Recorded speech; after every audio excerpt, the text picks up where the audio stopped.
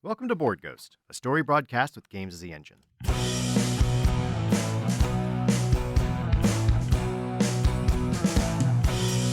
living is a highway, then heaven is a bus stop. Been waiting for a minute there, but has it been forever? 'Cause dying don't agree. We believe you're out there, hungry for stories for shared experiences. We can't see you, can't hear you, yet we will play for you. This night's offering is Fiasco. To learn how we generate our story using the game of Fiasco, go check out our rules primer for Fiasco.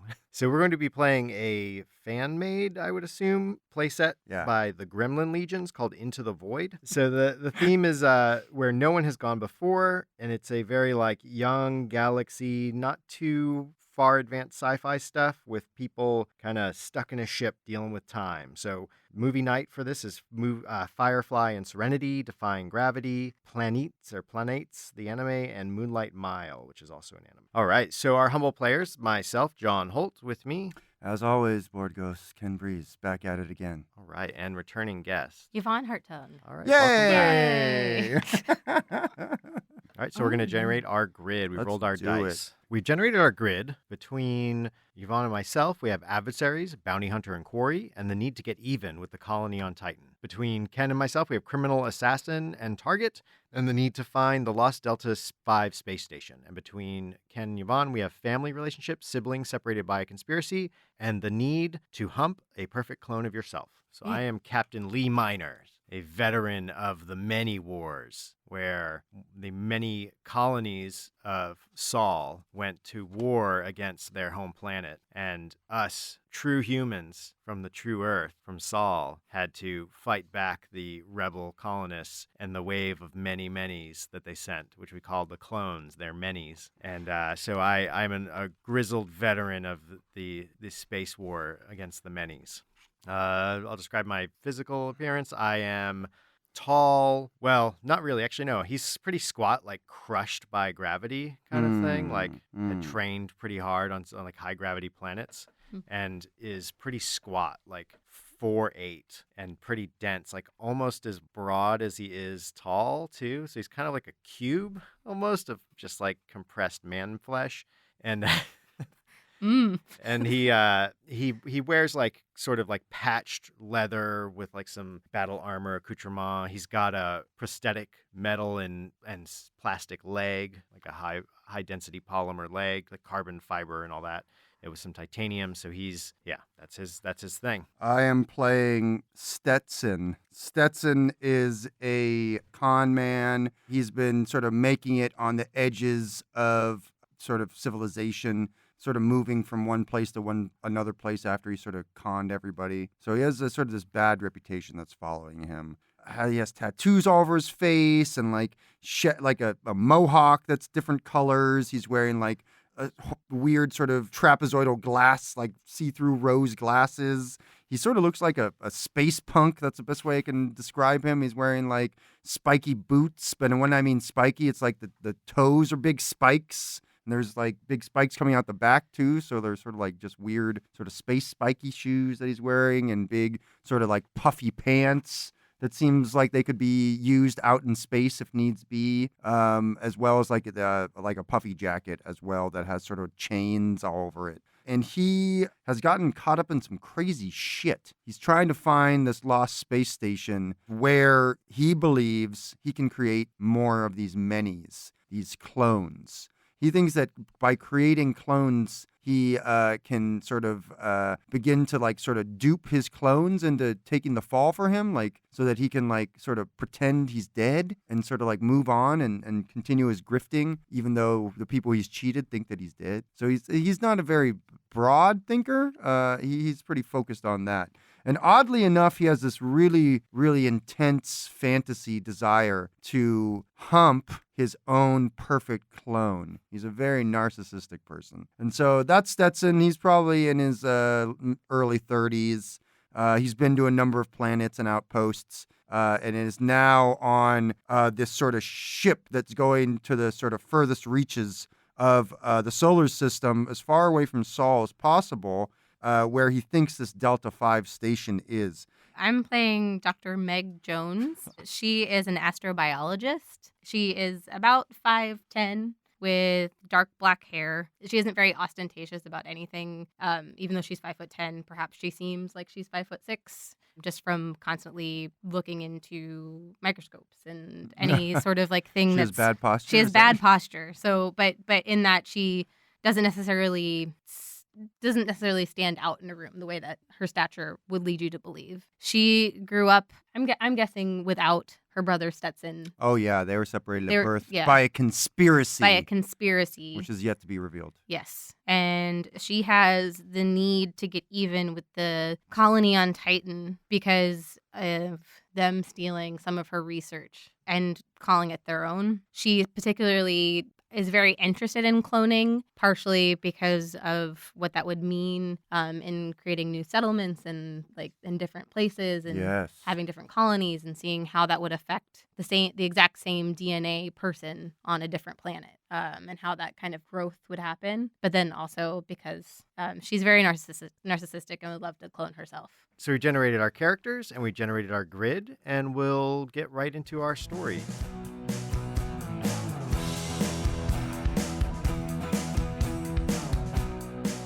The camera is on the stars, and it pans down to a large blue, like more blue than green planet. A lot of cloud cover, and Chiron in like a computery font writes Titan.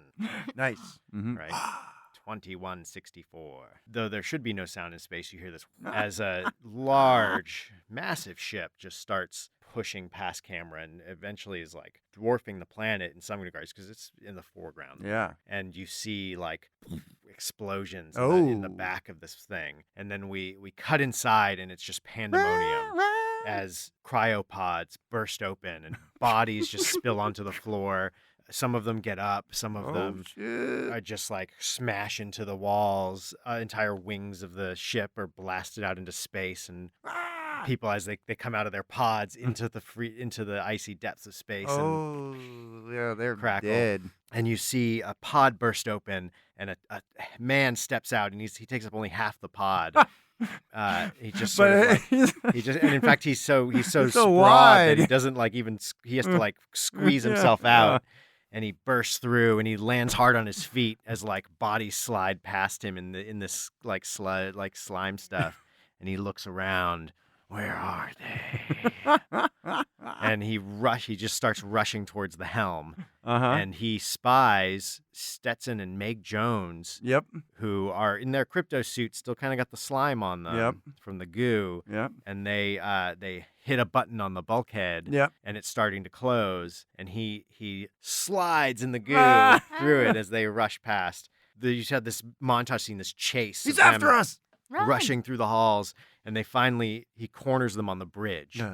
And front the glass, you can see the planet just getting larger and larger in view. You can start to see like the outlines of the colony, of the settlements and the cities on this world starting to come into sharper view as you get a sense of the land and the planets. And there's fires on the console, red blinking lights. The pilots, robots are all fritzed out, and the live like backup male pilot has like a glass shard in his eye, slumped back in his chair. I've caught you. After all this time, I finally got you both in the same place. You thought you could get away. What are you gonna do, miners? You can't take us now. We're all gonna die. We're all gonna die. Yeah, but not before I kill you. No. Hey. Whoa. We can work this out. We can work this out. It'll be all fine. I think if we work as a team, we'll all be able to live through this terrible disaster. So there's a... Listen to her. She's a smart one. He pulls out two like knives, and the edges start to shimmer and shake, and basically you know that these things will cut like like deep slices through you. Like there'll be no resistance. I said, and you didn't want to do that. On you. You didn't. Step by you didn't step. want to do that. There's an explosion, and the ship rocks and gravity goes. No. And so you're drifting. My sister's gonna kick your ass, miners. And you see she's got a deatomizer. You see a couple like other slime-covered people hop into these pods near the back of this helm area and shoot off into space, into escape pods, effectively. and the two of you look at one another and leap off of a bulkhead, kind of trying to shoot past Yep. miners, and he reaches for you and misses and twists his own body around to leap. And you two are like on a hot trajectory for an escape pod. How's this going to go for Lee Miners? I think it's gonna go well for you. Yay! It goes you well. really want it to go well for Yeah. Lee Miners? Yeah. Why not? Why not? Because it's going to be bad for you. I know, but that's more fun. So We're all about bad for us. So Here on Lee board goes. leaps towards you, Yeah. and you both sort of push off one another. Shoot her! Shoot him, sis! Shoot him! And as you push off one another, he shoots between you. He can't grab either of you. You're too far away, and he hits like head first into the escape pod, and it, door closes. You just see his feet, and he shoots off into space.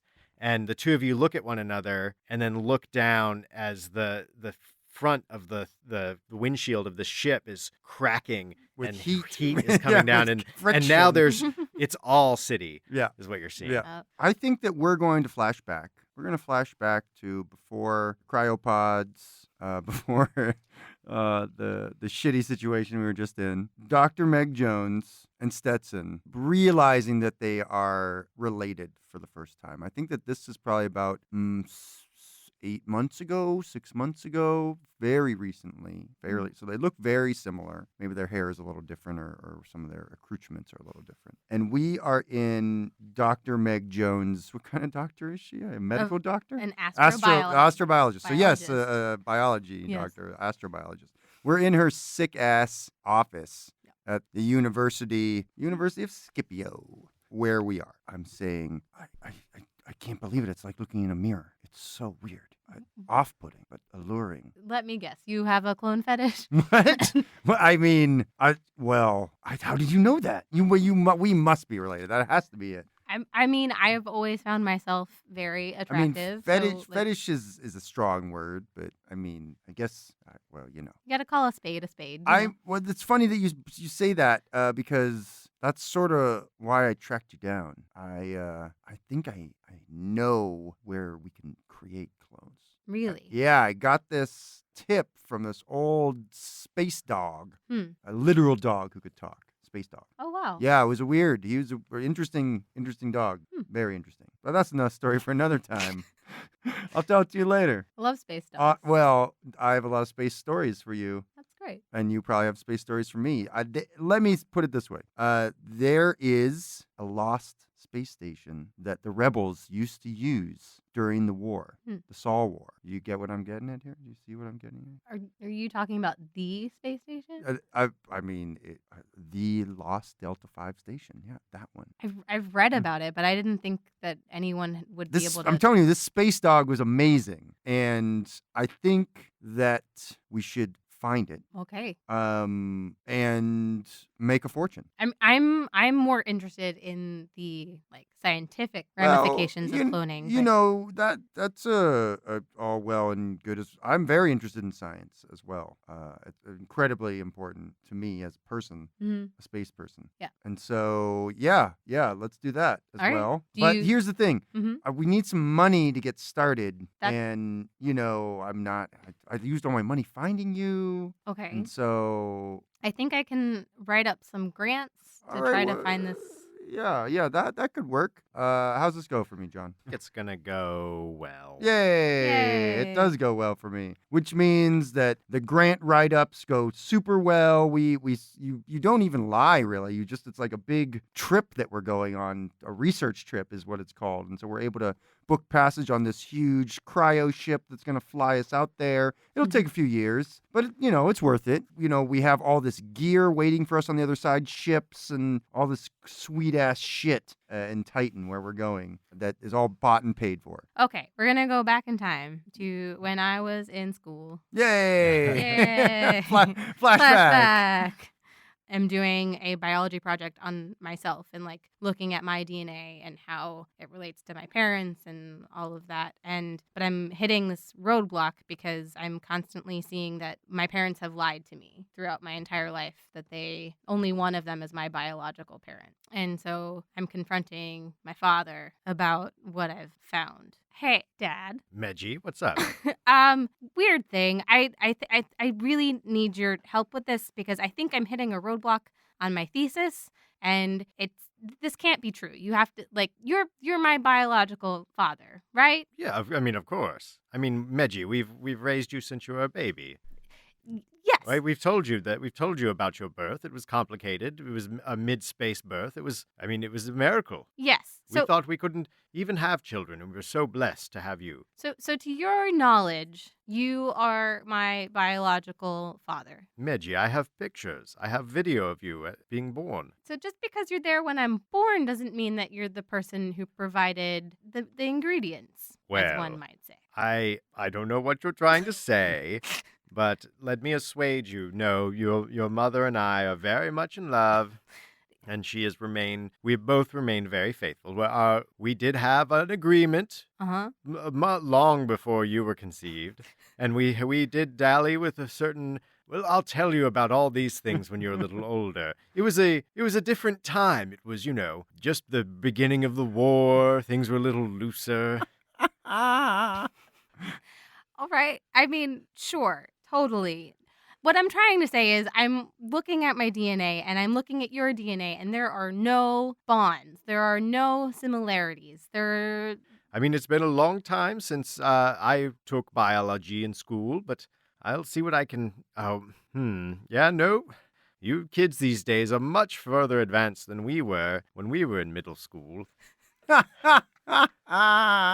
We didn't have to do our theses until high school. All right. Well, okay, sure. I guess I'll just have to turn this in and get an incomplete since you seem to refuse to help me with this quandary. How's it gonna go? How's it go for you? It goes well for All right. Dr. Meg Jones in this situation. How does that manifest? You know what? I'm just going to start conducting a lot of experiments and start asking all of your friends for swabs or hair or any sort of DNA sample.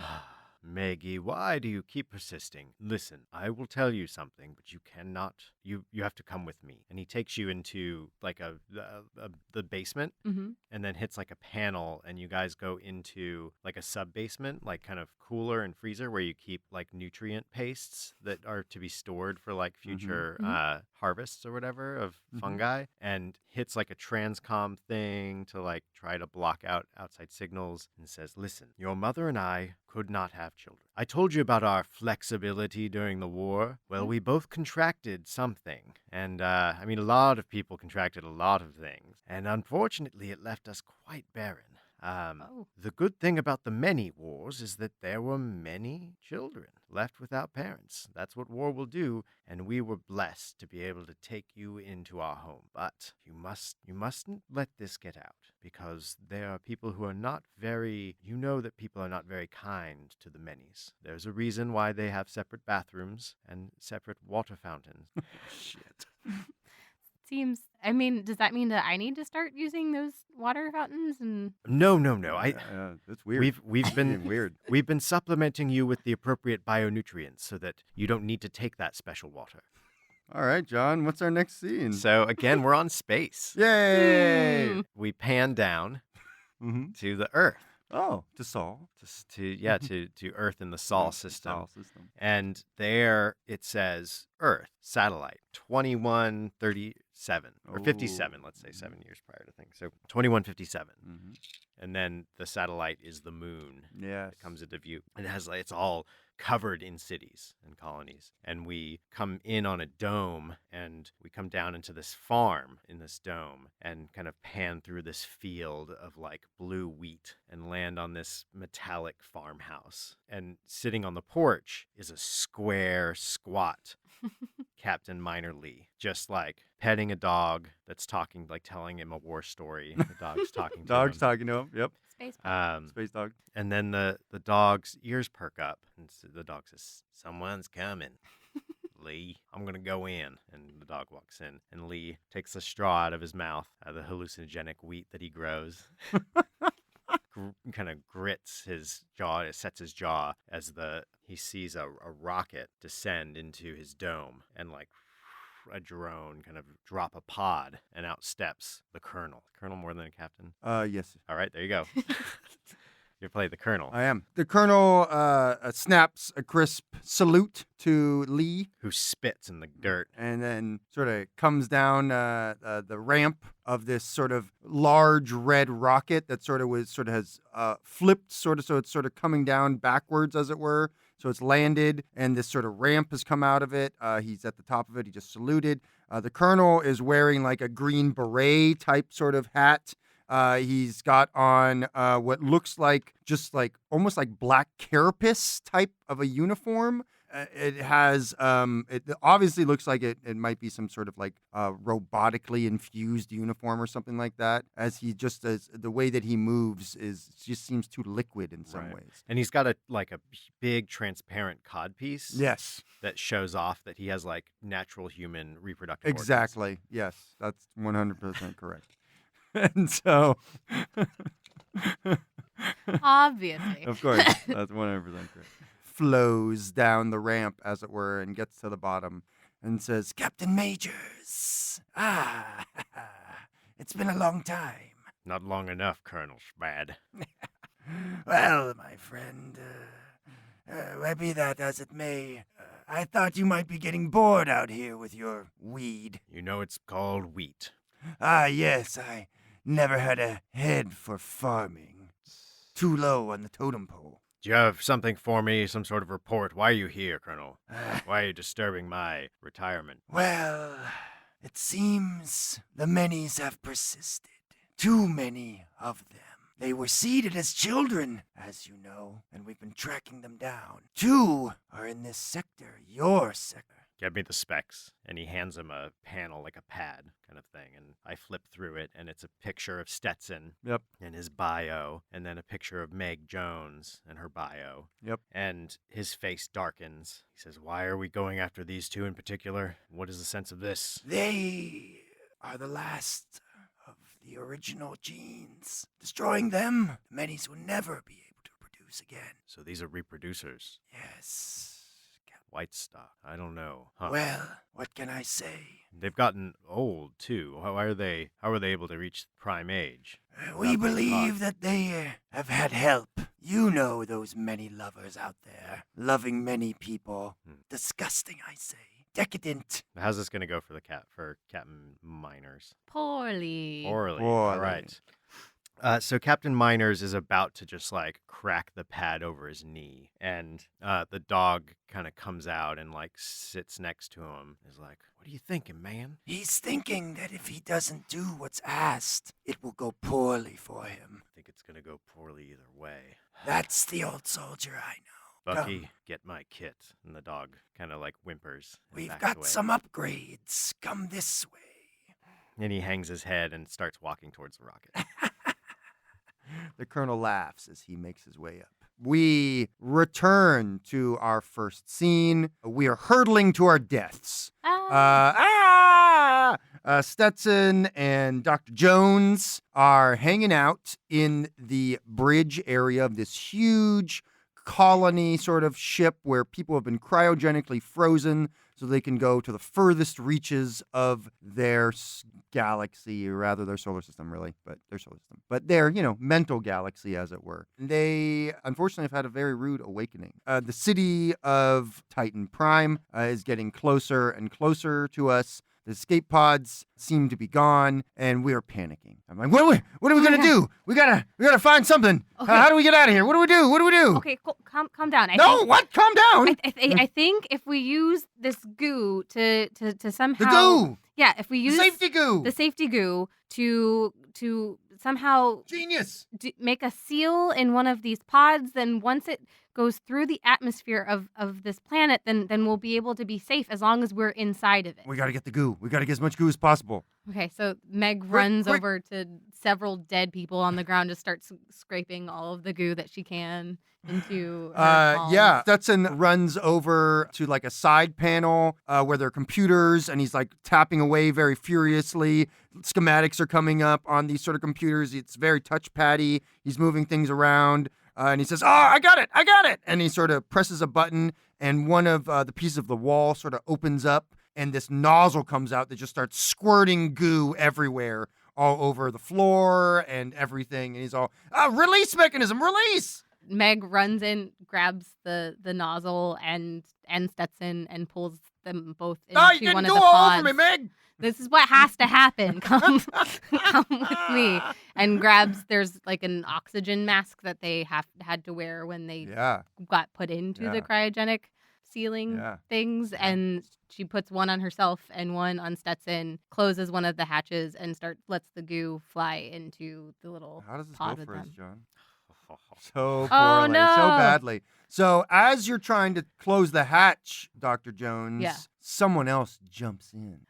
And so there's a third person in here with us. And I think that this person is not a person. They're a space dog. Yes. No. No, I know. But also no. I know. There's a space dog in here with us. The space dog has goo all over its face, so it's not able to talk. But its collar has a tag on it, and I think the tag says Buddy. Buddy the space dog. Buddy. As Too bad there are only 2 oxygen I know, masks. exactly. Exactly. Only 2 oxygen masks as we fire out, and goo is sort of holding this pod together. Goo and dreams, goo and hopes and prayers. So I think this is after the grant writing has been applied and they have gotten all this money to go on this trip. So flashbacks. So yeah, a flashback from the goo. It's the day of them leaving Scipio and U of S. Gotta love that U of S. U of S. Meg is just double checking all of her gear and making sure everything's ready. Stetson is outside flirting with cheerleaders, saying, "Go Scorpions!" Stetson, come. Oh. Can you just come and check? Sorry, and make sure babes. Gotta roll. So, do you have everything that you need? Yeah, I think so. Okay, Feel great. pretty good about it. I got my extra nutrient pouches here. Good. Got some space prophylactics. Got extra socks. Perfect. I have all of my microscopes and my charts, everything Awesome. like that. I've even got one of these. And he shows you sort of like this pistol that looks like a space blaster pistol, laser pistol maybe. Let's check this out. Is that allowed on? Oh, yeah. It's fine. It's totally fine. Because we're trying to do it. I mean, like we're going in kind of like a space bus. Yeah. Oh, no, they're fine. They're totally. I've brought on space buses many times. Okay, cool. As long as It'll be great. I mean, I trust you. You're my brother. Why would you? I trust you too. Why would you like? It's Cool. a great question.